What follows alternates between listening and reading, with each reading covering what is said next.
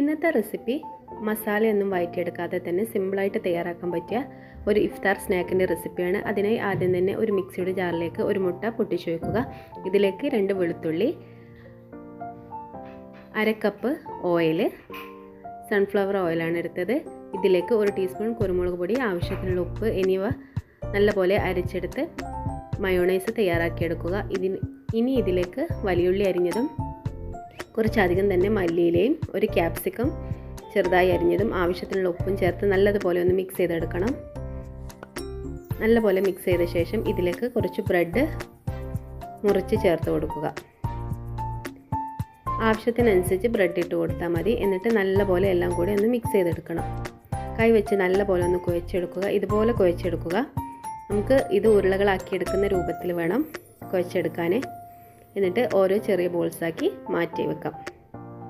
ഇങ്ങനെ മുഴുവനായും ചെയ്തെടുത്തിട്ടുണ്ട്. ഇനി ബ്രെഡ് ക്രംസിലിട്ട് ഇതൊന്ന് കോട്ട് ചെയ്തെടുക്കണം.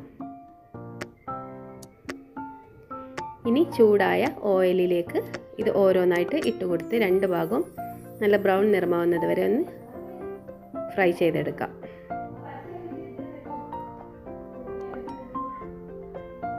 രണ്ട് ഭാഗവും നല്ല ബ്രൗൺ നിറമാവുന്ന സമയത്ത് എണ്ണയിൽ നിന്ന് മാറ്റി വെക്കാം. ഇപ്പം നമ്മുടെ ടേസ്റ്റിയായ ഇഫ്താർ സ്നാക്ക് ഇവിടെ റെഡി ആയിട്ടുണ്ട്. എല്ലാവരും ഒന്ന് ട്രൈ ചെയ്ത് നോക്കണം. വീഡിയോ ഇഷ്ടപ്പെട്ടാൽ ലൈക്ക് ചെയ്യാനും ഷെയർ ചെയ്യാനും സബ്സ്ക്രൈബ് ചെയ്യാനും മറക്കരുത്.